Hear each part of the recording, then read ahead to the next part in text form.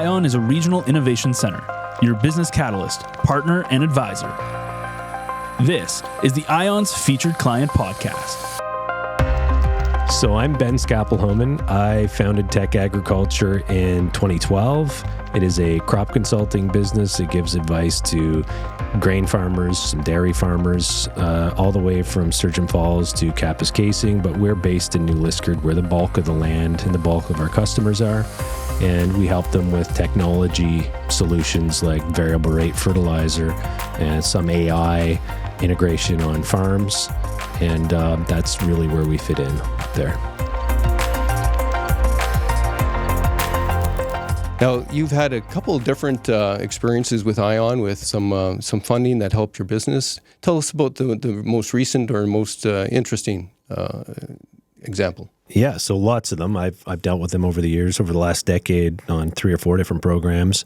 The most recent one, though, we were using AI to try to predict where fertilizer markets were going for our customers. It's a very difficult thing. And so they helped take some of the risk out of that program. I used a graduate student from Queens, really, really smart guy. It's hard to find people like this to work with, right? Hard to attract them. And it helped take some of the risk out of it for us. So that was really good. Are there some of the wars that are going on, Russia, Ukraine, interrupting supply chains for fertilizers and stuff? I heard something like that. They did, yeah. Originally at the beginning, but the market always finds workarounds, right? So it was tough to predict what fertilizer was going to cost and whether you could even get it for a while. A couple of years ago now, we've changed how we do things. People bring fertilizer in, have it in stock, and do a little more hedging than we used to. What were some of the other funding programs that you accessed and how you used them? Early on, we used like a mentoring program. So we use funding to hire students, so recent graduates or university students, and to train them, mentor them. And one of them is now an agronomist in New Liskeard. I work with her all the time. And the other guy is off to university somewhere now. So we've done that a couple times. This is a fantastic way to try people out and work them up. We also have Matt here from IION. Welcome, Matt. Pleasure to be here. Thank you. What is your job at IION and how have you been able to help Ben? Yeah, so I started back in 2011, and I've most recently taken over April 1st as the manager of Innovation Initiatives Ontario North. Originally, when I was first working with Ben, it was on the lead of some of these projects, managing the programs that we have. So I was kind of the boots on the ground at IION, helping Ben to seek out the funding and utilize the funding all the way from ideation all the way through the actual grant process, through the finalization and claim documents. So I had the pleasure of working with Ben on a number of the projects that he was mentioning. And now I'm overseeing the organization and the general programming that we're offering with some of the other staff actually managing those boots on the ground type aspect. Oh, a lot of experience to bring to the table there. Trying to. And what do you find was interesting about working with Ben's company and what they do? I think there's, and we were kind of talking about this pre-studio recording, but the mutual crossover we have between some clients as well. I think, it's not only Ben that we can help, but the mutual clients that we're both trying to support through the development of his tools or the business overall. Really, we have a lot of cross collaboration on those mutual clients. And then over the years, I can't even count the number of clients that you've referred to us, and we've helped to mutually support through projects that are going to benefit those companies. So just a lot of benefit, not only hopefully to Ben, that was provided to Ben, but also some mutual companies. Ben, a lot of people don't get involved with funding programs because you don't know how much work it's going to be and whether it's going to be worthwhile. How were you able to push through that? And can you give any hints to other companies about dealing with these programs? Yeah, there's not much to push through here. So it's very clean, simple program. There's a certain amount of predictability to it too. So when you set out and apply, you have a pretty good idea whether it's going to be a fit or not a fit. So you're not wasting a whole bunch of effort, applying for some program that's not going to bear fruit, right? So it's simple, it's clean, it's only basically a few forms online, and they're very responsive. Yeah, well, a company head, you don't want to get involved with too much paperwork and admin, right? So you're looking for something that's easy like that, eh? That's right. Yeah. Yeah, it's not super high yielding type stuff. They're usually smaller programs, but quick, efficient, and it's an easy thing to go through. Well, sometimes a company just needs that little bit of extra to advance in an area and to sort of check it out to see what could work, right? So it takes away a little bit of the risk. It takes more than half of the risk out, I feel like, so it's it just allows us to try things out that the market would punish you if you failed on your own, right? But it allows us to try something that is maybe a little bit outside of the usual box and just go for it. And that's much appreciated and needed. And Matt, you were mentioning earlier there was a couple of things that helped Ben's company create a couple specific projects. Can you talk about those? Yeah. So first, I'll just elaborate on kind of the de-risking of the project. I think that's a really key point, and that's the specific goal of our funding, or some of them, is to really to help you try to do something that you may not otherwise would have. And then the opportunities that it creates in terms of revenue for the company and added jobs with the company. The investment that we are able to provide is, minimal in terms of the outcomes that it could have for the company. So, but again, all credit goes to the company and Ben and TECC Ag for doing that and taking that on, because it's a huge time commitment as well, right? You're trying to run a business while doing another project to grow the company at the same time. It's a tremendous amount of work. So congratulations to yourself for doing that as well. But the programs that we were able to support Ben with, he's been kind of a true example of the types of companies that we look to support. He was able to come in and utilize, I think, over the course of the years, all of them at varying points in time. That could be. And a couple of them multiple times. But really, he's taken an industry which, it's crop consulting, as you heard from his introduction, and really put that tech spin on it. So what we do at IION is to work with innovative companies developing new products, processes, and services. So he's taken an industry and really put the tech spin on it. And I know that he's developed some other applications that I think he'll speak to as well, that really go a long way to bring his business to the next level while providing those core services to companies that he does as well. Well, Ben, tell me about some of the things that where the farming industry is going, the automation that you're helping to assist, and maybe some of the services that you provide. Yeah, sure. So if you think of primary agriculture, farming, it's asset heavy. So farmers understand investment in assets. There's a return on it over time and so on. What's harder for them is to specialize in change, so in new technology and how to fit it into their business, and that's sort of where we come in and help them. And I think looking forward here, AI. I mean, everyone says AI is where things are happening. It really is, and there's simple ways to do it. When I started this, cell phones were everywhere, but connectivity wasn't perfect, and so we actually had to look weeds up on our phone. You did a Google search then.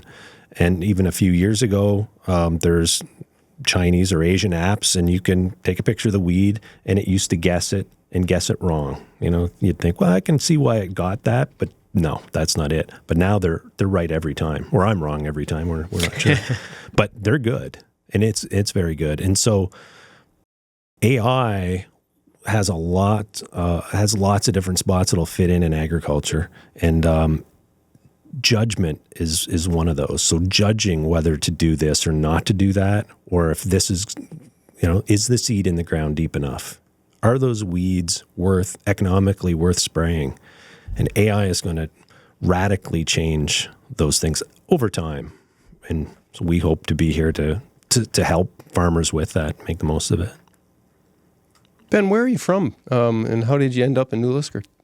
That's a really good question. I'm from Eastern Ontario, Southeastern Ontario originally, and I was a beef farmer down there during the days of Mad Cow, and so I moved to Northern Ontario to manage sort of a corporate grain farm for some forestry industry people, And that's how I found myself in New Liskeard, but always wanted to move there. It's a well-known place in the agriculture industry.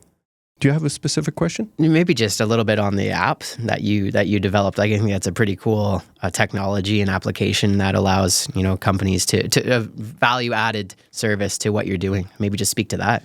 Yeah, so that's a really interesting whole subject matter. So in 2018, I developed an iOS app, a very elaborate iOS app, and had a development shop build it to my own specifications, and it was a tremendous learning experience.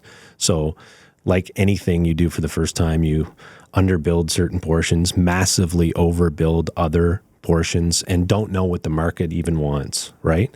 And so what it really taught me was to, instead of just building this massive thing and hoping that everyone loves it, to try build a little bit, see how the response is, and steer towards that need or that response, and just sort of incrementally build things. And that is where IION sort of fits in, because instead of this huge project that costs as much as a house or something like that, you can sort of pick your way through project by project and develop something slowly.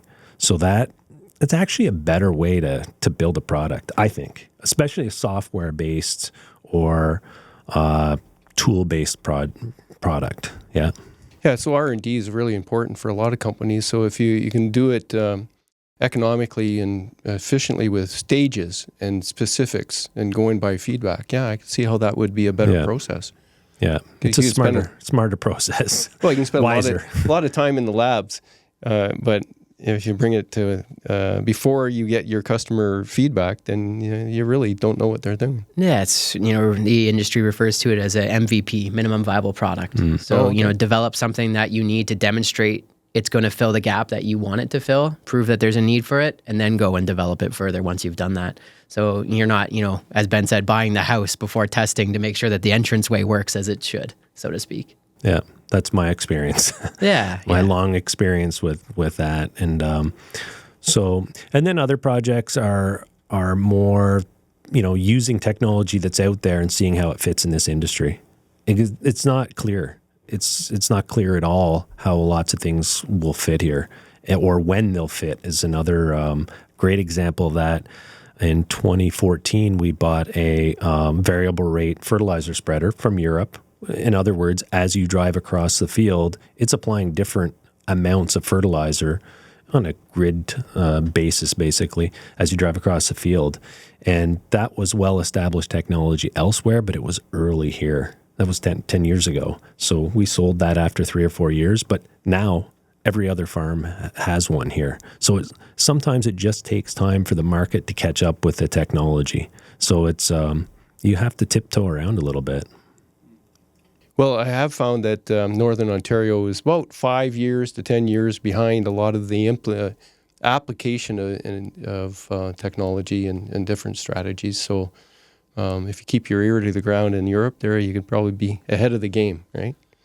It has to do with competitiveness. It has to do with, like I said before, agriculture is an asset-based industry. So it is not immediately advantageous to have the newest, best technology necessarily. Like you would think whoever has the best methods is going to displace whoever doesn't. And that's true, but it's going to take 5 or 10 years because it's whoever has the assets, the farmland, the machinery, the net worth that has the initial advantage. And it takes a long, long time to displace those guys or those girls.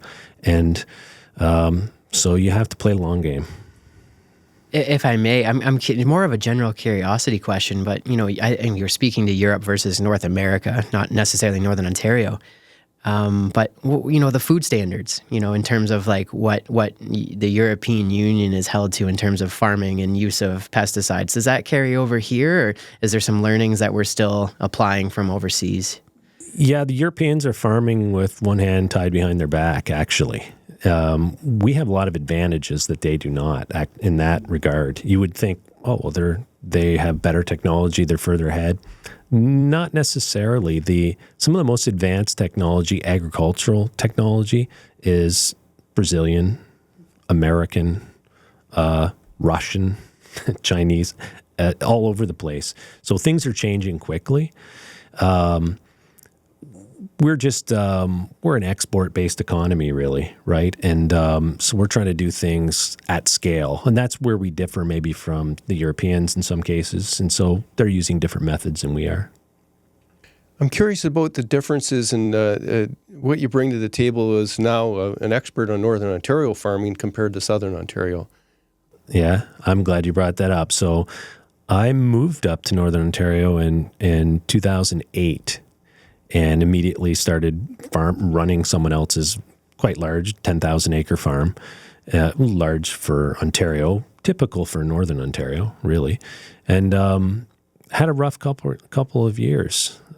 It's not like moving to another country in farming, but it almost is. So what applies in Southern Ontario does not apply here, actually, and not directly.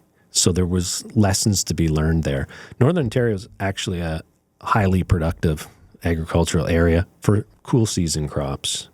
For warm season crops, it is not. But for cool season crops, it will outproduce, say, Southern Ontario. Yeah. Is there a particular crop that is suitable? Obviously, you mentioned, cool weather crops, but, like grapes in the Niagara region, is there a particular crop that grows especially well here? Well, canola is king here. Canola, everyone wants to grow canola. It's a lucrative thing to grow. It's just like the whale industry 130 years ago or something. It's an oil, and every restaurant where there's high quality fries are probably cooked in canola oil. So it's the highest quality oil. Everyone wants it. We grow it. And it loves cool days and cool nights. Well, we have lots of that. Curiosity is getting me again. I heard a stat years ago that a certain percentage of the oats for Quaker oats are grown in the Temiskaming region. Is there any truth to that? Do you know anything about that? That's all true. Okay, neat. The true story, yes. Peterborough is where it's processed, Quaker, and I would venture to guess that they would get half or 3/4 of their oats from their Ontario oats from Northern Ontario. Again, it's a cool season crop, and the cooler it is at night, the heavier, the more dense the oats are. And there again, we have lots of cool nights. So fantastic. Yeah. I lived in Kapuskasing where they had an experimental farm situation. Is there anything being studied in Northern Ontario that you know about that's interesting?